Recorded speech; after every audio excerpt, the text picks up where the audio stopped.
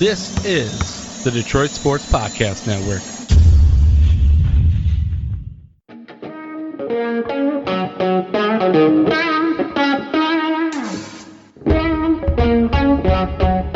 The biggest icon in podcasting.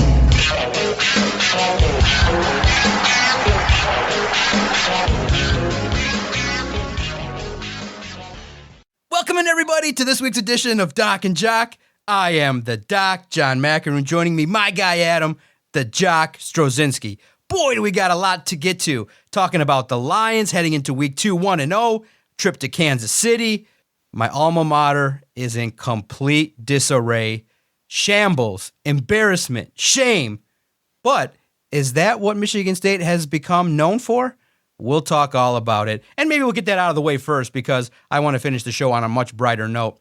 My guy Adam, what's going on? I survived Kansas City, 2 12-hour drives. I can't wait to share how it went and the experience at Kansas City. Midwest on steroids is the best way I'm going to describe it. It was a great experience. Everybody should check out the downtown area and check out a tailgate in Kansas City once in your life. It's well worth it.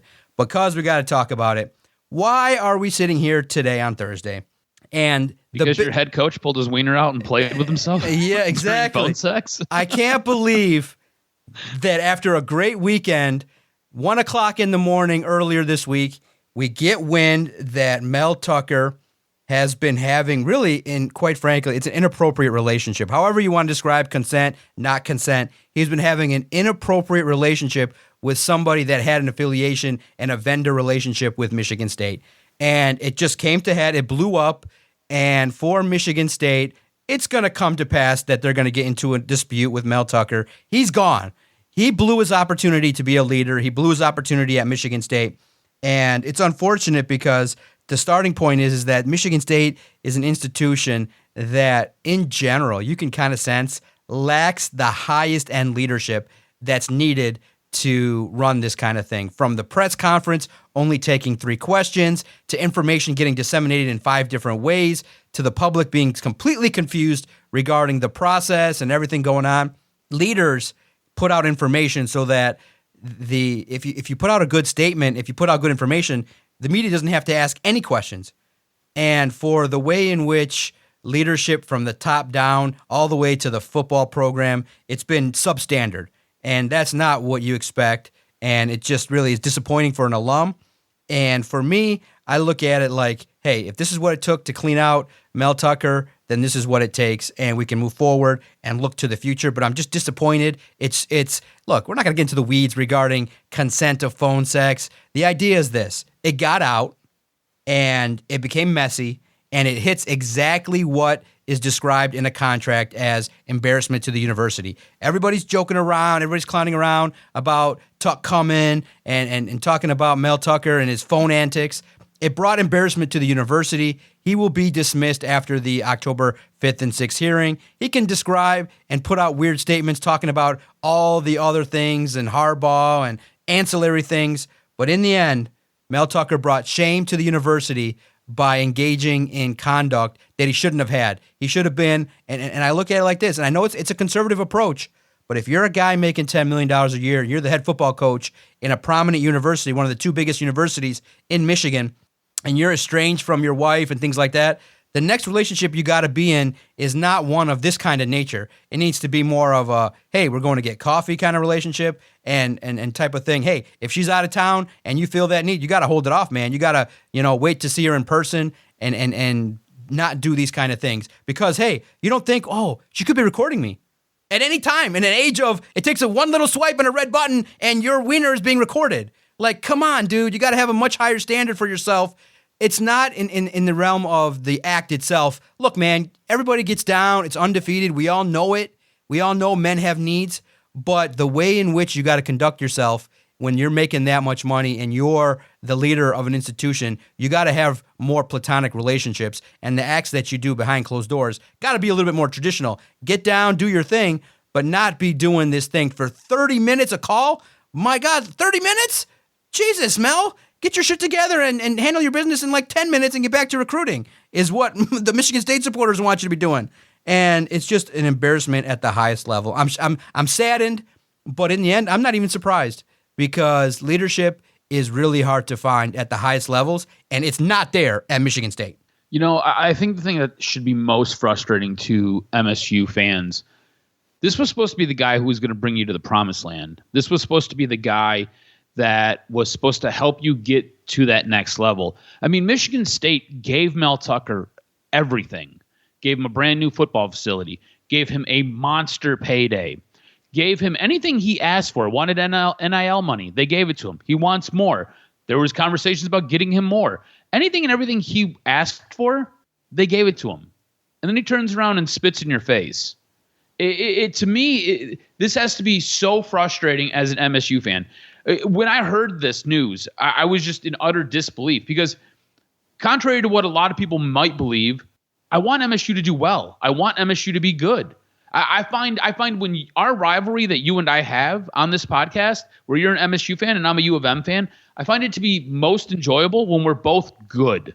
When we're both good teams and we're meeting and we're playing on that Saturday, I find that to be the most fun. Mel Tucker going and doing this and being about all of these selfish, that's really what this comes down to. This is just him being selfish and him being stupid is incredibly frustrating from an outside standpoint looking in.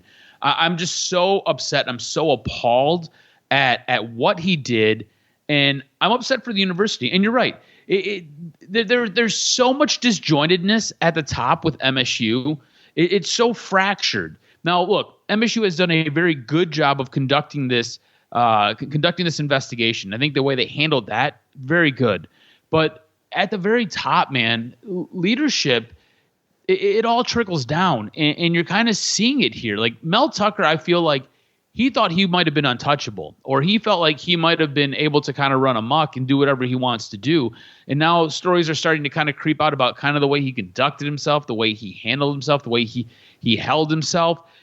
It is unreal to me that we are now 3 years in. This was a guy who had an 11-2 season. This is a guy who this year is very early, but this team looks like it's doing okay. Like it's going to be able to get to that level that we had talked about where we're like, yeah, it was a good season for MSU, all things considered, right? That 7-8 win mark. And it appears that this team was going to be able to get there only to now have this come out. And on top of it, if you look at the actions, you look at what he did, it just tells you about the character of Mel Tucker. And I think that's probably the most disappointing part of all of this.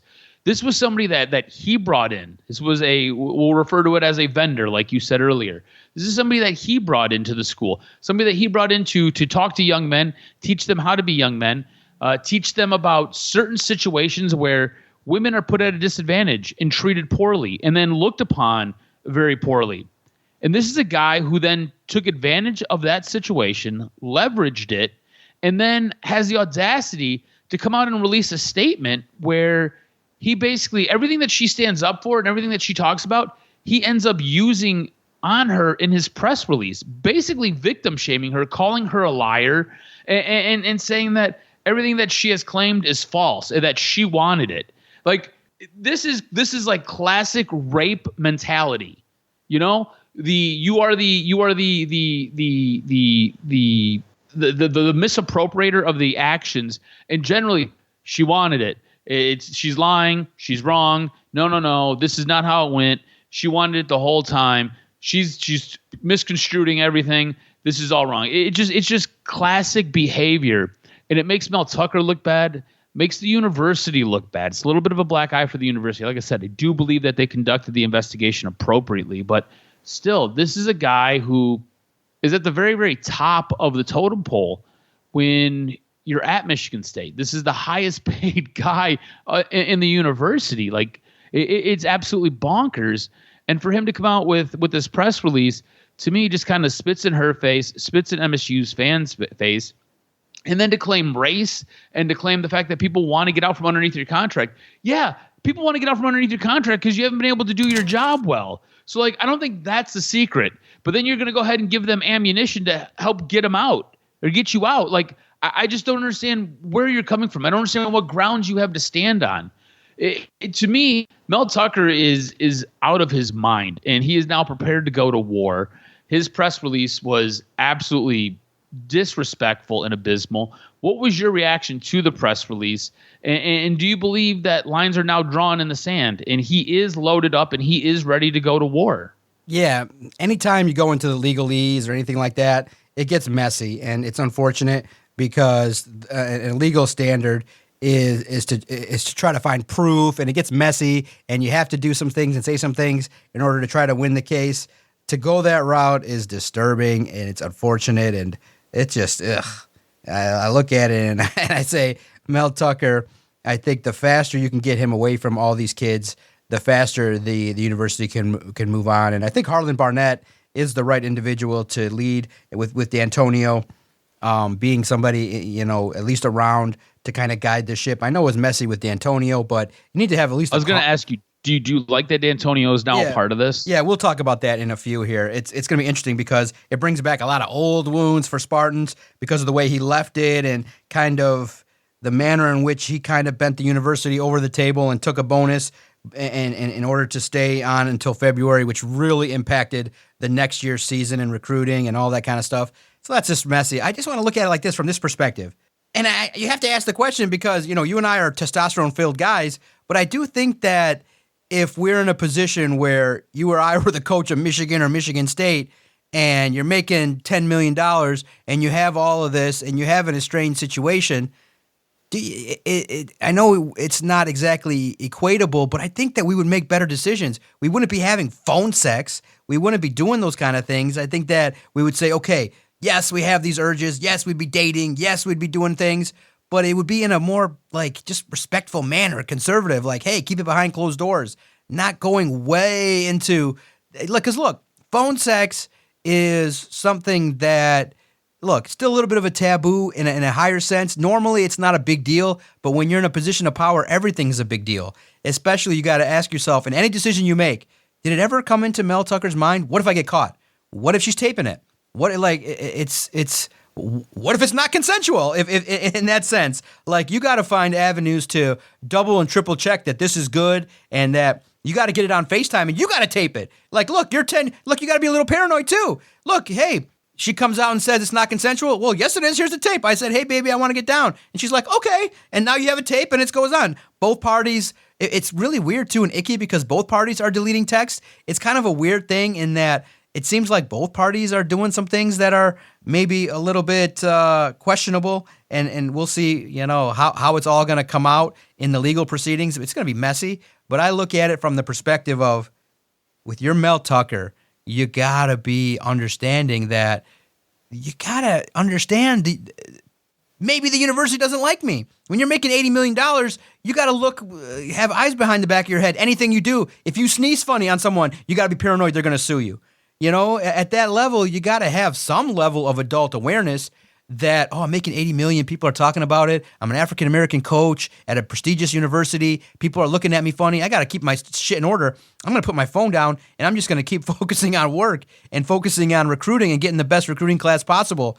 But nope. And it's undefeated. I understand the pursuit of women and the pursuit of sexual things is something at the top of people's mind. And it is overwhelmingly tough to let that go, but you had 10 million reasons a year not to engage in that behavior. It's just disappointing because it really did, because Michigan State has been set back probably another 4 years. You're not going to find a prestigious coach who's going to want to get in the middle of all this nonsense, the legal battles, all the investigations that are going to be coming out. ESPN's going to be snooping around doing investigations. So what are you forced to do? You're forced to go backwards and look at Mark D'Antonio, who, in a sense, burned bridges by the manner in which he exited, where the program went down, the standard went down, and then instead of resigning at the effective time, the most optimal time for the university, he decides to wait for his bonus to kick in and really, made it tough for the Spartans. And there's some people with a lot of hard feelings in the manner in which Mark D'Antonio let things go. But he's not going to be the coach. He's going to be an advisor. And really, in the end, who's better to advise Michigan State right now than the coach that had the biggest success in the last 20 years? So I don't have a problem with it. But it's just disappointing because at this point, the Spartans are not moving forward. And you look at because it's dirty and it's bad, and I hate to say it, and I hate to play in this mud pit, but I don't care. I'm in the business of winning. And winning creates positivity. It creates cheers. It creates this and that. And I know it's tough because, on one hand, Mel Tucker is the victim of not winning. But I kind of got a sense that if the Spartans called Urban Meyer, the Spartans be winning. And in a way in which at a high level, and in a way in which it could be championship level. And so then when you're winning, some improprieties regarding your actions in bars can maybe be looked at in a different light. When you're Mel Tucker and your expectations are 5 wins in your third or fourth year, making $10 million, and people are not looking at it, I say, look, Urban Meyer's a proven winner. He's probably the only guy that's going to come in and guarantee me maybe 10, 11 wins every single year. Now, is he going to come with a bunch of warts and a bunch of antics? Hell, if you bring a national title to Michigan State, look, man, do you really care about Georgia and what happened with their antics and everybody suspended and their improprieties and the racing? Do you really care? No. In the end, those guys got drafted. The banners are still there. The memories are still there. You still run onto the field. So I don't know any other name that I can think of that brings instant winning credibility. I'm down for it. I'm down to get into the cesspool of Urban Meyer because, look, basically, it's kind of like one of those things where, look, you're already kind of slutty. Let's just go with a little bit better slut in my mind. You know what I mean? Let's go with somebody that is not going to put out allegations against you, is going to do the things that you need to do, but keep quiet and go home. So that's the way I look at it. And it's unfortunate for everybody involved, especially if it was not consensual. We don't know. We can't be the judge and jury. We'll never know the true nature. Only 2 people know if it's consensual or not, because the rest is going to be really, because this is going towards settlement. It's just, hey, is it 10 million or 8 million? Is it 12? 9? The legality of Mel Tucker, he's going to be a free citizen and he's never going to face a jail time because it's he said, she said, and it's impossible to prove. So in that sense, I look at it like if Michigan State needs to go forward, let's just swing for the fences. And if it's not Urban Meyer, somebody that is a proven winner, and the other name, which got brought up online, which I thought was crazy, but could end up working out if it, if the universe conspires, Robert Saleh is going to have a tough hill climb. If he loses the team, if something happens, that's a defensive-minded coach that is a perfect fit for Michigan State with his mindset, his affiliation to the school, his experience, his understanding at the deepest knowledge of defense. He'd be great. But in a sense, MSU is in one of the toughest spots possible. And do you see any realistic way where this isn't just maintained as a cesspool of a athletic department for a long time? So this is what I think. Going back to D'Antonio, it really does feel like this program hasn't been able to take steps forward. It feels as though it is still stuck in 19 or two. It feels like it's stuck in 2019 is what it feels like. It hasn't really been able to progress or move. And Michigan State had one really nice magical season. Again, went 11-2, had a nice bowl win, and it felt like things were kind of getting on track. But then you fast forward, a year and a half, a year and a quarter, and we're kind of here. We're in this place now.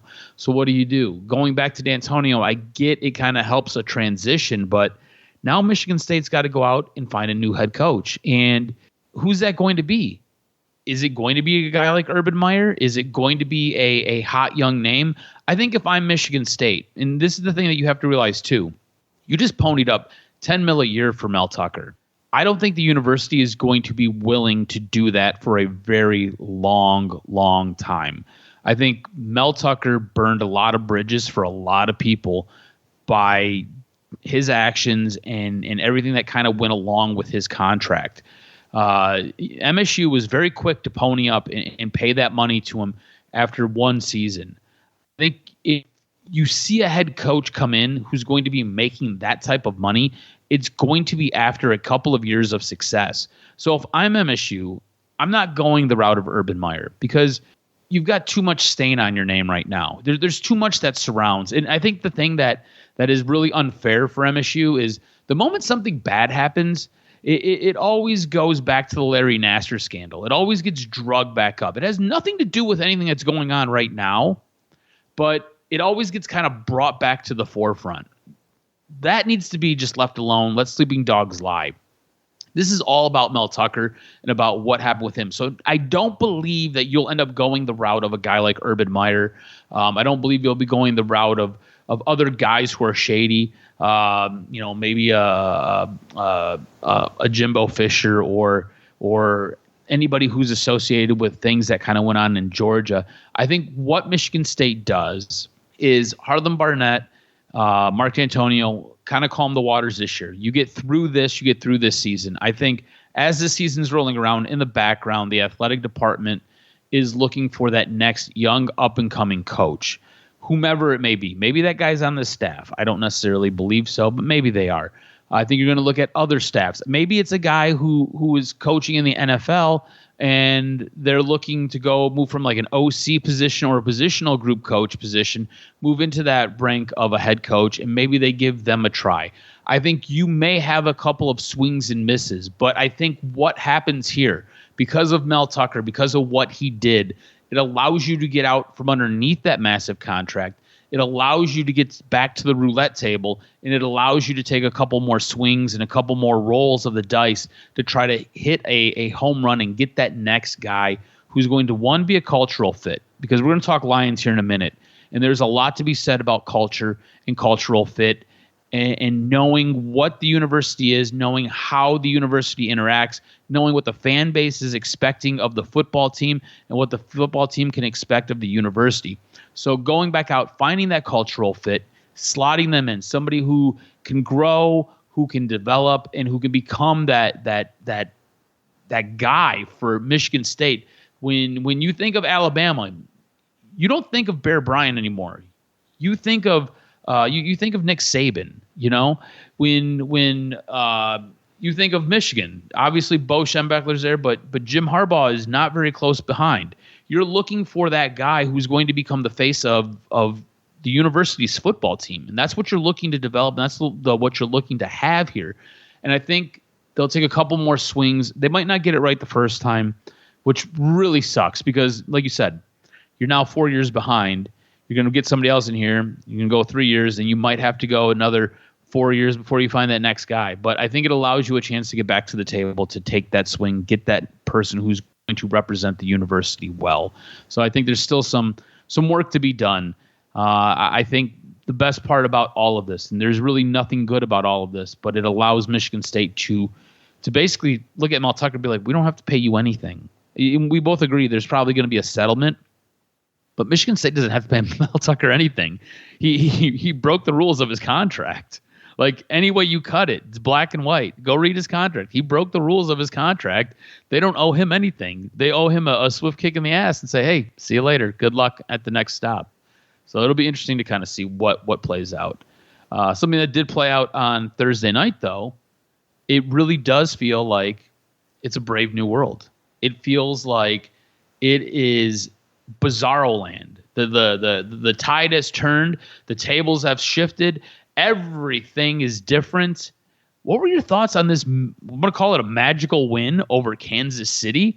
Look, I was watching the game. I was completely frustrated by the Lions' offensive performance. I thought the defense did a really good job. I thought the defense reacted well because there were a lot of times that there were holds that were missed. I have no idea what the offensive tackle was doing lining up in the backfield with the running backs. But to me, the defense did a hell of a job.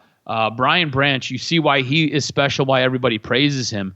Offensively, I was completely frustrated watching this game, and I was very upset. To say that I was surprised that this team won and was able to get this victory is a little bit of an understatement. All that being said, I thought they played well. Like, it's tough to go on the road. It's tough to go into a place like Kansas City, and you're going to tell us all about it.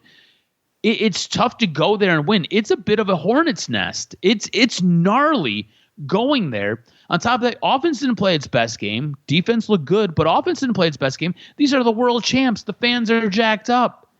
To me, this was a big-time win. This is a big-time win. This is one of those things where you get that gold star and you don't have to apologize for anything. This was awesome.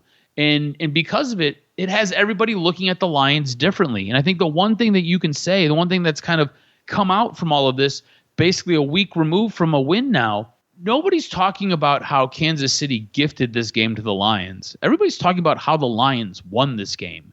And that's a bit of a different narrative. Normally, big wins like this, we would be talking about how the other team somehow stumbled and the Lions were able to kind of take advantage. In this game, no. Lions won. Lions were the better team in this game. And it's been absolutely crazy. It's been so much fun to kind of be the talk of the NFL. Again, very uncomfortable as a Lions fan. Very, very uncomfortable being in this position, but I absolutely love it. I want to get your thoughts on the win over KC. I want to get your thoughts on Kansas City as a whole and what that crowd was like in Arrowhead. Yeah, it was crazy. Look, we talked about it last week, didn't we? We said, what's the biggest fear we have is that the officials are going to screw the Lions. Mm-hmm. And in some weird sense, maybe the Lions took advantage of a lineman that was tipping plays. Maybe they weren't all too concerned. It did impact Aiden Hutchinson, but he still had a ton of pressures. Maybe you look at it and you say, well, he is kind of telling us if it's a run or a pass, which is a huge advantage for our setup. And maybe the Chiefs were like, yeah, if he is tipping it, we're going to just do what we do and see if you can stop it. But it was a crazy game in that it went back and forth, and kudos to Brian Branch, man. It was teetering on the Chiefs kind of taking the lead further and extending after being up 14-7. And then once Brian Branch really secured the touchdown, it kind of gave the Lions the extra jolt they needed to compete and get back in the second half, because the Chiefs were starting to gain momentum offensively. Mahomes is just really elusive, and the crowd was into it. Everybody was really into the game. But in the end, look, man, that's what kind of really helped out everybody, was what everybody kind of gained momentum and made everybody kind of believe that they were going to win was Kelsey and Jones were out. I thought that was the biggest, greatest news of all time, was that all of a sudden you start hearing, Kelsey's not going to play. He's not going to play. And I think the biggest signal, I don't know if you caught onto it, was the Chiefs had a call up from the practice squad, and it was a tight end. I think that was a signal to everybody that, Kelsey's not going to play. And once that happened, it kind of made things a little more comfortable, where you felt like, okay, it's two football teams a lot more on an even keel. I probably could presume that if Kelsey was there, it was probably not going to be a win, because I think the momentum would have been there late in the game. The target's not going to be Stonehands, Kadarius Toney. You probably would have been Kelsey, and you probably would have seen some plays. And in the end, hey, you play who's on your schedule and who shows up on the field. And in that sense, kudos to the Lions. And sometimes the football gods shine their light on you, and it's an opportunity to win. And thankfully for the Lions, it was spectacular that they were able to get the W and start the season off 1-0. And I think the reason why there was so much excitement, because basically it was a 5-month build to one game. So you finally got the release of being like, yeah, 1-0. For me, it's a little different. You're in the press box, you're watching it, you're writing, it's just craziness all over, and you just gotta it's just the process of covering a game is just a wild zoo. So you always end up watching the game later when you're at home in a more relaxed, traditional sense. But in the sense of handling it, it was great. I thought Arrowhead was so easy to get to, and my opportunity, because it was crazy. So I went drinking the night before. I went downtown. I stayed literally 2 blocks from where the Lions were staying, and I ran into one of the Lions coaches. Didn't know it. The story is featured in a bold prediction I made, where I kind of talked about what happened. My wife wanted to take a picture. We see another couple walking, and she's like, "Hey," and the lovely lady's like, "Hey, I'll take your picture." And we're like, "Okay." And you're like, "Oh, are you here for the game?" He's like, "Yeah." And he's like, "Oh, I'm a coach." And I thought for a second, because it was a long day traveling, I thought he meant like he's just a football coach. And I said, "Oh, I'm in town. I cover the team." And he's like, "Oh yeah, I'm one of the Lions coaches." I said, "Oh." He's like, "Yeah, assistant wide receivers coach." And he goes, "Seth Ryan." And I said, oh, yeah, we've talked before. That was Rex Ryan's kid. And we weren't talking in that capacity. We were just taking pictures of each other. His wife took a picture, or his significant other took a picture of me and my wife. And Andrea took a picture of him in a lovely scenic thing. So it was interesting. And then we realized, yeah, we had a feeling when we were walking that first night that the downtown area had 2 really cool-looking hotels. We're like, the Lions are probably staying in one of them. I'm like, no, we're not going to do that. We're just going to walk around and enjoy Kansas City. Went to a couple of tailgates, went to a couple bars, and they were like, come to our tailgate. I'm like, oh, hell yeah. It's great, because when you see something done right, it's just done right. Kansas City has the baseball stadium, and it has Arrowhead in one spot. 2 stadiums in one huge section of land, and then it's surrounded in 4 corners of parking lots so that you can have thousands of cars centralized right off the highway. And for me, they told me, and I said, and here's the thing, guys, when you have intuition, trust it. Because my wife's like, you don't need to leave at 2. I'm like, yes, I do. Early, be early. She's like, that's crazy. The game's at 7 their time. I'm like, I got to leave early. It's crazy. It's the opener. She's like, no, that sounds crazy. And thankfully, when you get that validation in person, oh, it feels so good. Because that's basically the story of my life where I'm right 94% of the time and everybody's always challenging me and I'm like, what the fuck? But we go to a bar and I'm like, let me ask the bartender who made great drinks. I said, it seems like this is crazy. There's everybody. There's people everywhere.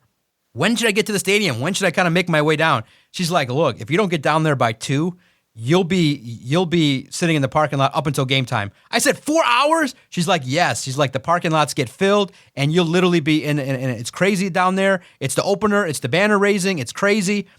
And so my wife's like, shit. So she invited my wife, but my wife didn't want to go tailgate. She wanted to enjoy the hotel pool life. So I got down there early. My wife understood, which is crazy when your husband tells you, but a stranger gives you the advice and you're like, okay, well, whatever. It worked out. So I took the advantage and the Lions sent information. I got there at 2:00 and parked right next to the stadium. They treated me better parking-wise than the Lions do. Right next to the stadium, Lot D, right next to the tower, 10 steps away. I was like, this is perfect. I can get out of here at 1:30 and I'm 5 steps from the stadium. Perfect. So I'm like, this is perfect. I went around the stadium. I took in all the tailgate, all the barbecue, and I eventually, I didn't know exactly where the bartender's tailgate was. Dude, she literally tailgates 5 steps from Arrowhead. 5 steps across the street. Literally, like, where the Comerica Tiger is? Take a step into the parking lot. That's where she is. That's where she tailgate. I'm like, this is where you tailgate? She's like, yes. Food galore, drinks galore, happy people. And someone did post on Twitter at Detroit Podcast. They said, these people are so happy because they doubt the Lions. They think it's going to be a big win.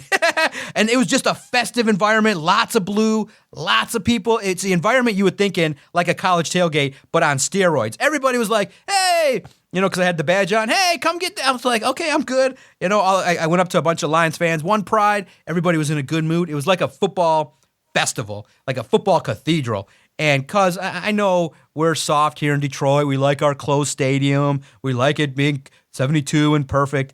But some people do. I wish we had an open door stadium. It was majestic. I wish we had a retractable roof on that. But thing. only if the weather's nice. If the weather's crazy, it's not going to be so nice. But I'll say this.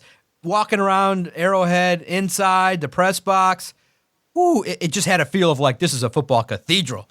And so it was a great experience, as you would imagine, doing something for the first time traveling, first time. But, you just kind of go to automatic of what you do. I got there super early, got in the press box about 3, started checking out reports, reading, getting stuff in order to prepare for the website, and just getting ready. And then once the game hits, it's like a speed runaway train, and you're just trying to keep up with it. And luckily, it was a win. To see the team, I got it on video, kneel down, running the football, David Montgomery with the smash mouth touchdown. Mm-hmm. It lived up to everything you would expect for a road trip. And for me, I don't think I've ever seen a Lions road game in the history. So to do it, covering it, and having access to talk to the players afterwards, it was crazy. They, of course, cramped locker room for the Lions and super cramped media room. They said it's one of the smallest media rooms for an opposing head coach that the media had ever seen. And it was like Dan Campbell was 10 feet above us. So if he was looking down, he saw the top of my bald head.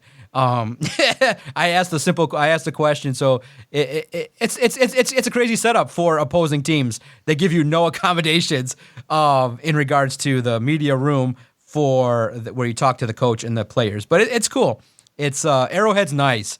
I recommend you go see a game there and tailgate in the parking lot. But there's talks that maybe the baseball stadium might move. But in the end, the way it was perfect drive, no issues. And I hate to say it, but a couple of the reporters, one ended up in Utah on their way back, getting diverted. One television reporter had to wait from 8 in the morning till 11 at night. I didn't have that problem. I was in complete control, and I got there. And listen, 12 hours is a long time, But when you listen to the radio, you're having fun. Basically, the way I describe it is, everything was set on the website the day before. There were some big stories going on, so I didn't have to write much. It's basically like a day off. Like, just sit in the road, clear your head, no issues with nothing. And I had an opportunity to do that twice. And listen, I hate to say it, I'm the most relaxed sitting in the car, open road, listening to the radio, bumping music, and joking around with the wife. That's where I'm most relaxed. Well, I think this is a perfect spot to transition to this next conversation that we're going to have. I think the Lions fans deserve a ton of credit because you just mentioned the flights and the ability to get out there was an absolute nightmare. There were a ton of people who were diverted. There were a ton of delays with airplanes and travel. You just talked about the 12-hour drive to get there. The Detroit Lions fans showed up at this game. There was a sea of blue, and you could hear the Lions fans on TV. I think Lions fans traveled so well and did a remarkable job making their presence felt. The one fan base that I think travels incredibly well, and I've witnessed it on a couple of different occasions.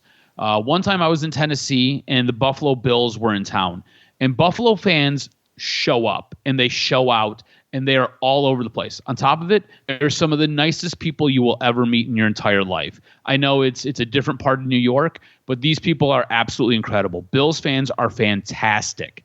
All right. And then we had Buffalo in town last year for Thanksgiving. They were fantastic again. Every time I see Buffalo fans travel, it's always the same thing. There are always great fans. I think Lions fans are very, very close to being in that same category. And I think the more this team wins and the more Lions fans are urged to travel, to go check out their team in other stadiums. Because, look, you can't get tickets here anymore. Like, I'm going to be at the game on Sunday, right? I bought my tickets way early, way early, all right? You can't get tickets to go to Lions games. So if you want to go see your team play, you've got to travel. You got a road trip. You got to do a guys trip with your buddies. And I think it's fantastic because it's awesome to see Honolulu Blue sprawled out throughout a stadium. It's awesome to hear Lions fans when the Lions score. It's awesome to see the Lions players celebrate with their fans at the end of games. It's awesome to see your general manager celebrate with fans at the ends of games.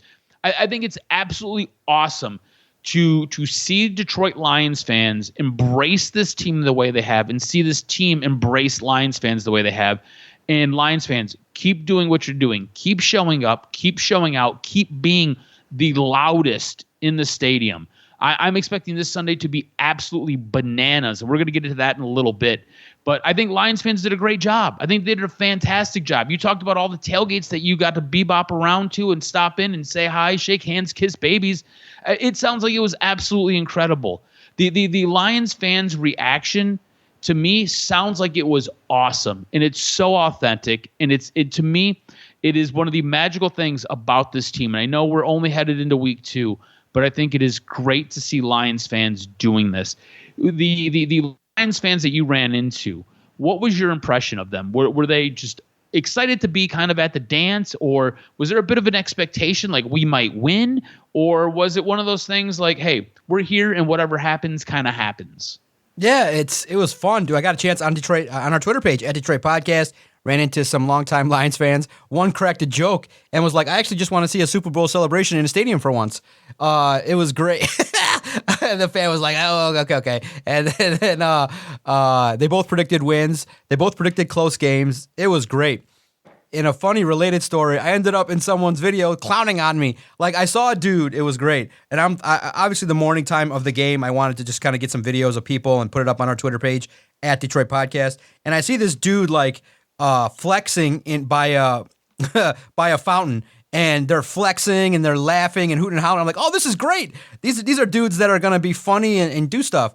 So I walk up, and their other dude, their film person, walks up on me and is like, "What are you about?" And I'm like, "I'm here about the Lions, Motor City Dan Campbell."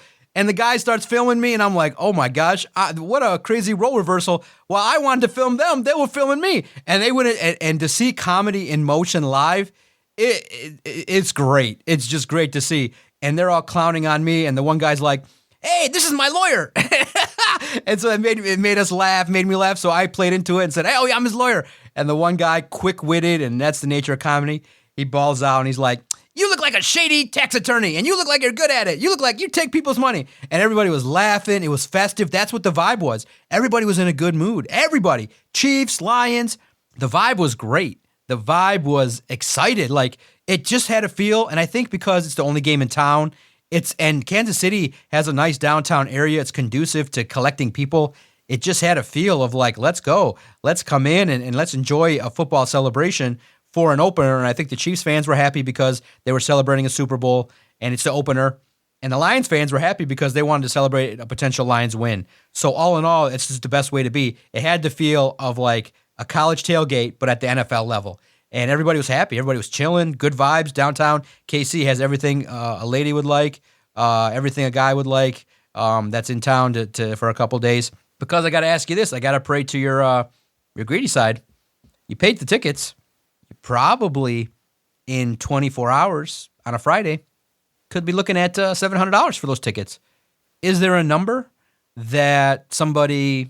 is there a number you would look to throw out there? Or are you destined, like, no matter what, if it's $800, $900, if the price is that much, you could pay for the next 2 games, for maybe even a season, off of this one game with the hype going on with this thing. You're seeing the average ticket price is about $550 right now to get into the building. You can get in cheaply at $200, but at the very top.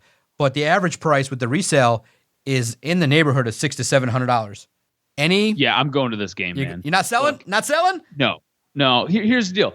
I was at the Detroit-Chicago game, and it was that Monday Night Football game. It was absolutely crazy.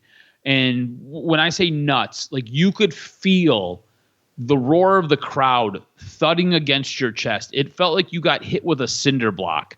I'm anticipating and I'm expecting it to be even louder than that. I'm expecting it to be absolutely bananas, and I want to be a part of that. I want to be able to say that I was at the 2 loudest games ever in Ford Field, and I anticipate that this will be the loudest game ever in Ford Field, and the Chicago game will then get moved down the list because there is so much hype going on for this game. There is so much expectation for this game. Look, the Detroit Lions, and I think it's safe to say, fans, the team, we are expecting the Lions to be 2-0 around 4 o'clock on Sunday afternoon. You are expecting the Detroit Lions to beat the tar out of Seattle. Seattle, a decent enough team. Detroit seems to have problems with them. Remember, last year, this is the game where Detroit couldn't force a punt. This is the team that beat Detroit and put them out of the playoffs. This is the team that Detroit had to handle their business to help get Seattle into the playoffs. There is this weird, dysfunct connection between Detroit and Seattle. Remember, go back a couple of years when you have Jim Caldwell here, and you had the batted ball out of the end zone on Monday Night Football with Calvin Johnson. There is so much history with the Detroit Lions and the Seattle Seahawks. I am expecting the Detroit Lions to take it all out on this Seattle team on Sunday. I want to be in the stadium. I want to be in the house to witness it, to watch it, to just experience the craziness that will be Ford Field. I'm excited for Sunday. I'm pumped up. This feels so weird, man. It feels so strange. We've been doing this now for 10 years. And I can't remember a time where you and I were this excited to go watch a football team, watch a football game, to be involved in what is going to come on Sunday. Like you said, I could probably sell this ticket and get a couple $100 for it. And believe me, I could use the money. But I just want to go and I want to be there. And I'm going to go and I'm going to be there. And it's going to be a great time. It's going to be a blast. I'm going to have fun. Any concern? I'm pumped up for this game. Any concern of a dud? Any concern that look at Seattle's coming off of a tough loss, a defeat at the hands of the Rams at home. They're in a situation in which they're going to be desperate. They got Metcalf, they got Kenneth Walker, big game Kenneth Walker. They got Quandre Diggs, who tends to make plays. They got Geno Smith and Pete Carroll. That team, they got stuff that can keep this game close and be a dogfight. I think it's going to be a touchdown win for the Lions in the end, but I'm nervous. I think that this is how the NFL works in the up-down theory, and the Lions are riding high. They have the understanding of what's going on. They, may not be as hungry as the Seahawks. I think the Lions will be hungry. The Seahawks might be desperate. They may come in and look to make plays.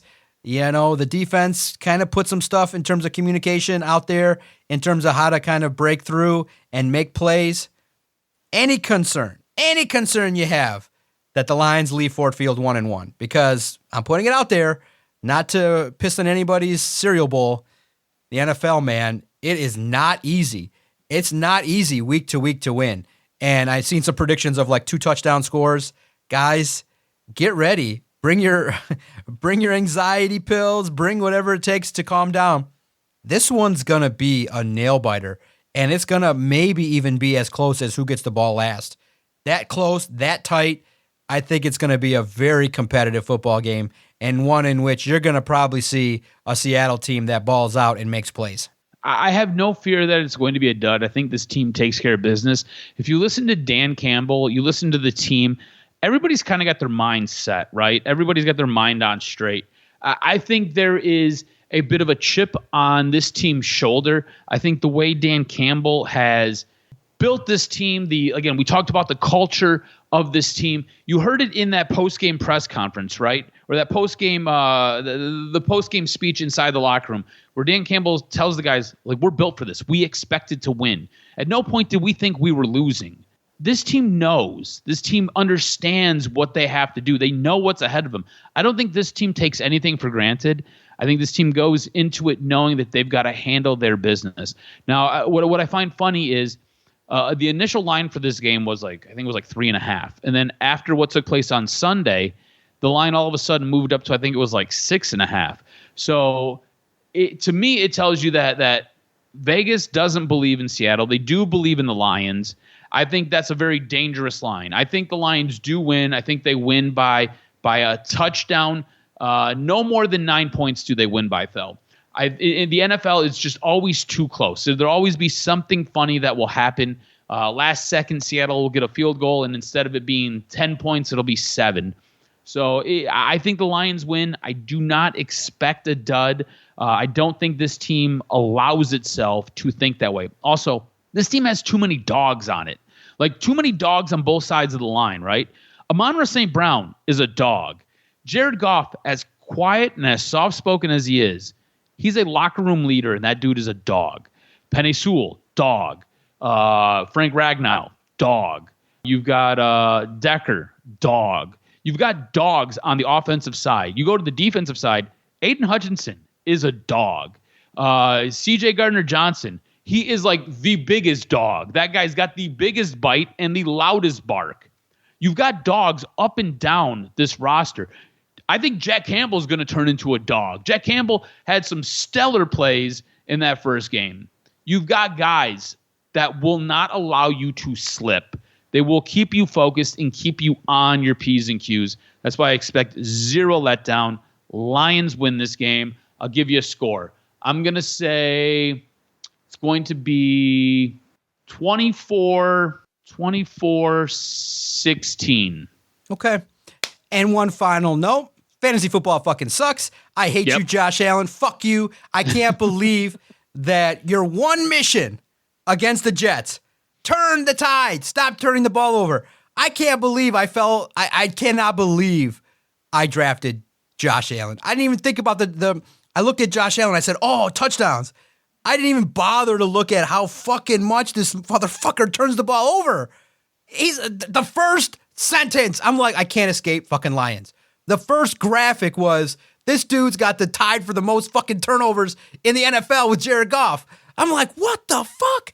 And then, of course, I have Jared. I have Love on the bench. I knew, like I said, I told my wife, I said, okay, I'm comfortable knowing that I could put together a team. I just can't roster them right. I don't pay attention enough. I'm so busy that I'm not spending nearly enough. If I just did the normal, I think I could come out with 2 more wins. But I should have just known. My gut would have told me if I looked. I didn't even look. That if Josh Allen's playing the Jets Monday Night Football and the Packers crush on the Bears, but it's the first game. You have reasons why. Well, what's Jordan Love going to do? I would have been 1-0, but I fucked myself. I'm 0-1. I hate fantasy football with a passion, but all we can say is at least the Lions are healthy, because you could always end up being like the Jets, who only got 4 plays out of their investment. And boy, you know what? Can we talk about that real quick? Yep, got a couple minutes. Yep. Could that not happen to a better guy? Fuck, man. I felt no sympathy, and I was excited. I was like, good for him. Yeah, I'm a solid guy, but because if you love defense at a level that's elite, look at what Saleh did, man. They got a beast in Quinnen Williams. They got a beast at cornerback. They got linebackers that can cover. They rush to the ball. They tackle the shit out of you. They got a guy who made $250,000 in bonuses with 3 interceptions. That's an unsung hero. The man can flat out coach defense. And maybe while their big aspirations are over, the Jets defense, if they can just somehow learn and grow with their offensive coordinator, and Wilson can grow a little bit, that's a playoff team. That's a playoff defense. And it's the offense, again, like anything else. If they can get over that, man, Aaron Rodgers, long rehab ahead, you should walk away, man. That rehab's terrible. That rehab is quite long, quite tedious. He probably will come back, but it's not going to be the same. The balloon has burst, and it only lasted 4 plays. My jaw was shocked. My jaw was agape. I was like, 4 plays. And it goes to show you, you can check all lines. I talked to a turf expert, and they said that there are better stuff out there, but because it's crazy when people looked at the rain and said that, hey, that turf at MetLife, it eats you. It's going to get somebody. And unfortunately, it got Aaron Rodgers. So sad, too bad. But for Detroit, let's see what happens. With big week, big game alert. Thanks, everybody, for tuning in. We'll be back next week to recap it all from what the events that happened at Ford Field. I can't wait to check the game out and to recap it with my guy, Adam, the Jock Strozinski. Thanks, everybody. I can't wait for next week for the latest edition of Doc and Jock.